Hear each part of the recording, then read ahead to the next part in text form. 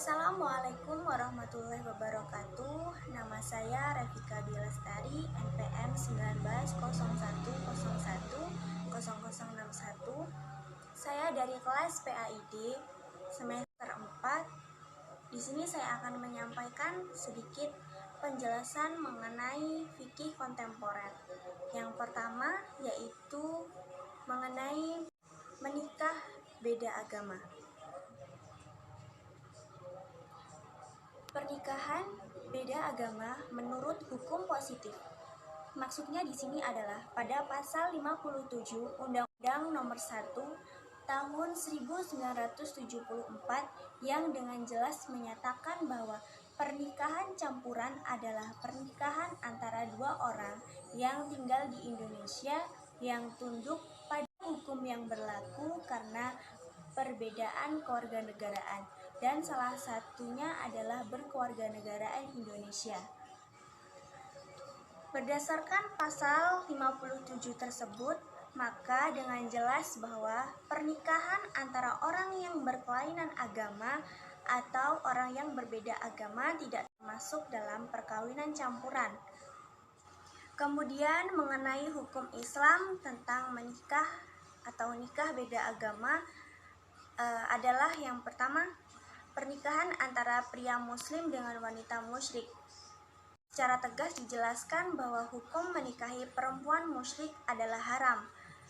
Hal tersebut berdasarkan pada firman Allah Subhanahu wa taala pada surat Al-Baqarah ayat 221 yang artinya, dan janganlah kamu menikahi wanita-wanita musyrik sebelum mereka beriman. Sesungguhnya wanita budak yang mukmin lebih baik daripada wanita musyrik.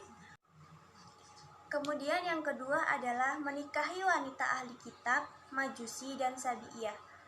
Jumhur ulama membolehkan pria muslim menikah dengan wanita ahli kitab Yahudi ataupun Nasrani. Kebolehan itu dengan alasan oleh dalil Al-Quran yang menyatakan bahwa ahli kitab diistimewakan dalam muamalah dan ahli kitab termasuk serumpun dengan Islam, yaitu sama-sama agama samawi, meskipun secara kenyataan bahwa ahli kitab pada zaman Nabi sudah dalam keadaan musyrik. Kemudian yang selanjutnya adalah pernikahan wanita muslimah dengan laki-laki non-muslim atau laki-laki yang bukan beragama Islam. Biasanya wanita yang sampai dinikahi oleh laki-laki yang bukan beragama muslim biasanya karena tergoda berupa ketampanan atau kekayaan si lelaki itu.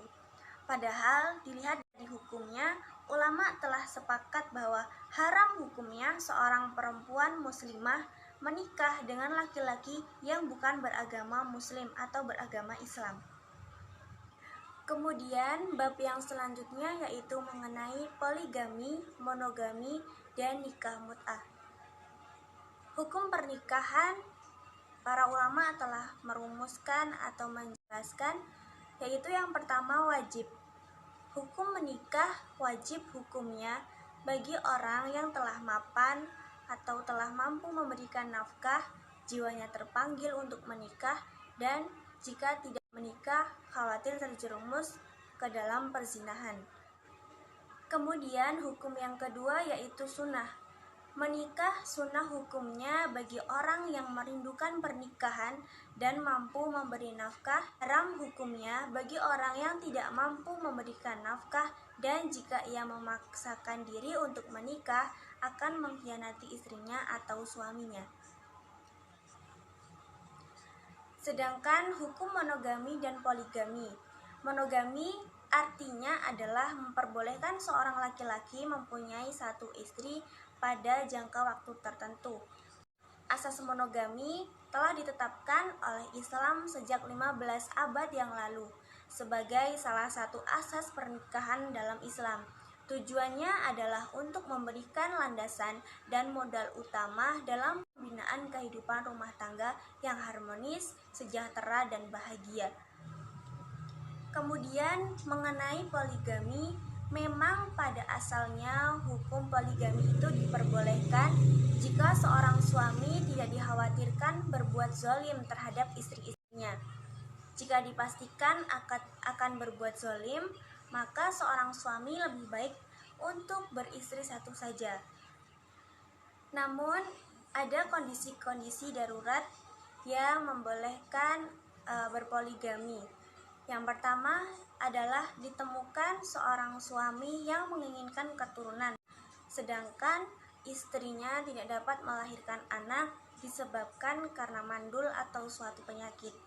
Kemudian yang kedua adalah adanya yang memiliki oversex.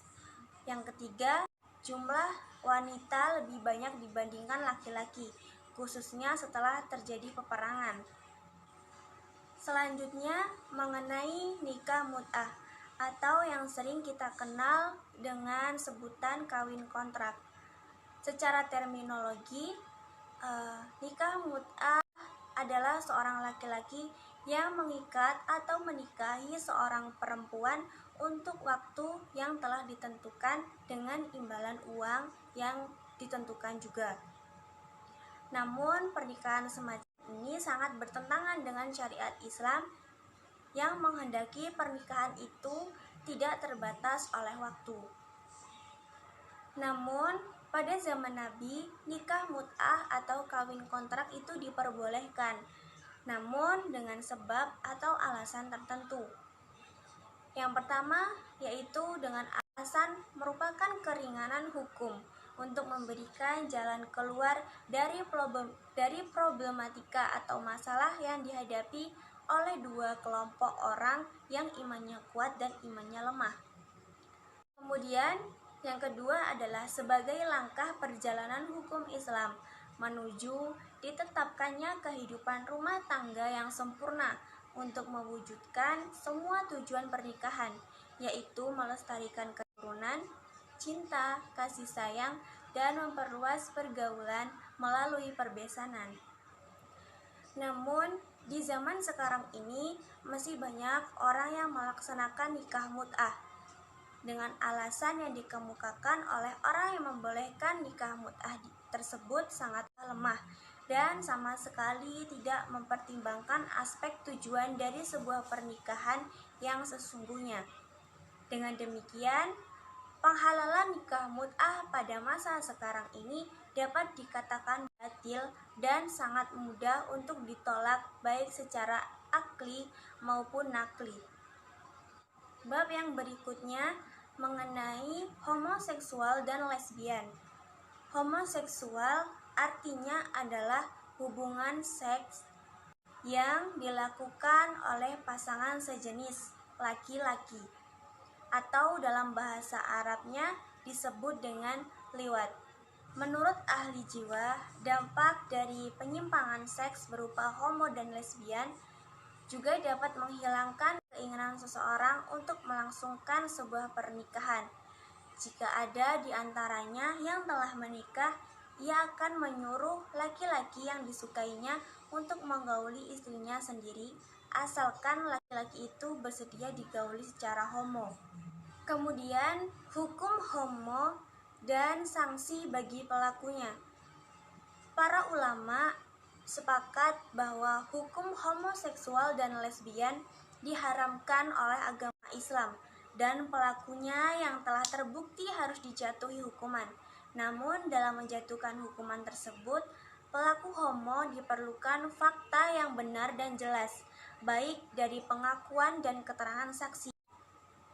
Kemudian, apa saja dan bagaimana hukuman yang harus diterima oleh pelaku homo? Yang pertama yaitu dihukum mati. Yang kedua, dihukum seperti hukuman para pezina. Dan yang ketiga, diganjar dengan hukuman ta'zir.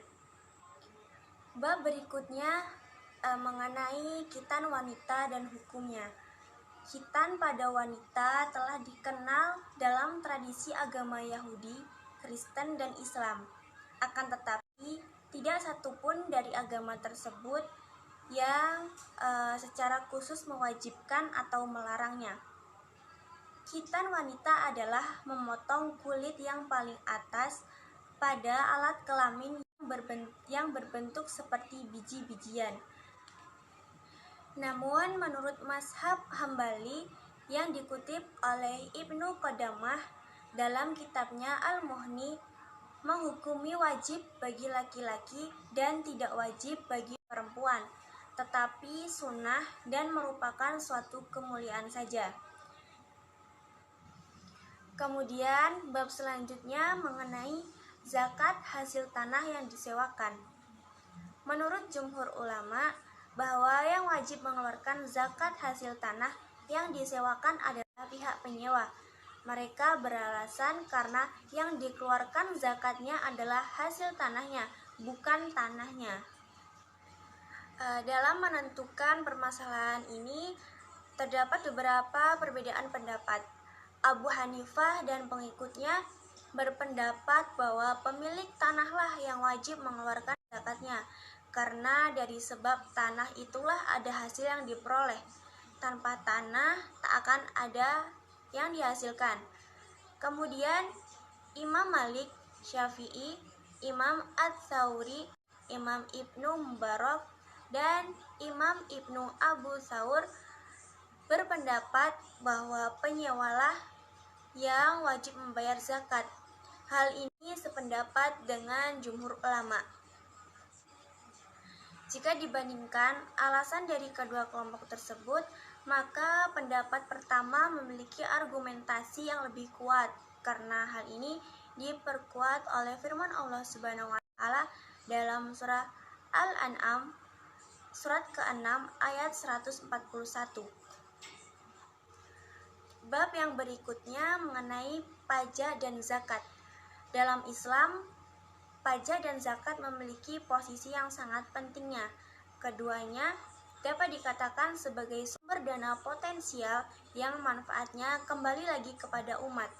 Di Indonesia dikenal sebagai macam pajak seperti pajak bumi dan bangunan atau yang disebut dengan PBB, pajak material, pajak pelabuhan, pajak radio televisi, pajak penghasilan, dan sebagainya. Dari keduanya, antara zakat dan pajak, terdapat beberapa unsur persamaan dan perbedaan. Yang pertama yaitu zakat dan pajak masing-masing merupakan kewajiban yang harus dipenuhi dengan baik oleh umat Islam yang telah memenuhi syarat. Kemudian yang kedua, zakat dan pajak masing-masing diserahkan kepada lembaga yang berwenang untuk menanganinya. Maka pajak diserahkan kepada negara dan zakat dapat diserahkan kepada lembaga pengolah zakat atau amil zakat. Kemudian yang ketiga, bagi para wajib pajak dan zakat, masing-masing keduanya sama-sama tidak mendapatkan imbalan. Kemudian yang keempat, zakat dan pajak masing-masing keduanya memiliki sifat sosial. Sedangkan adapun unsur perbedaan dari keduanya, yang pertama adalah zakat mengandung arti kesucian, tumbuh, dan berkembang, sedangkan pajak mengandung arti beban yang berat. Kemudian yang perbedaan yang kedua, zakat merupakan rukun Islam dan termasuk ibadah yang harus diniatkan, sedangkan pajak tidak termasuk rukun Islam dan mengeluarkannya tidak wajib niat. Kemudian yang ketiga, ketentuan hukum zakat ditetapkan oleh Allah dan Rasul-Nya dan berlaku untuk semua umat Islam kapan dan di mana saja. Kemudian, penerima zakat sudah ditetapkan oleh agama, lebih bersifat khusus dan terperinci, sedangkan pajak penyalurannya bersifat umum. Kemudian, zakat bertujuan untuk pembinaan spiritual, pembersihan harta, dan membuang sifat bakil, sedangkan pajak terkadang hanya untuk menggugurkan kewajiban saja.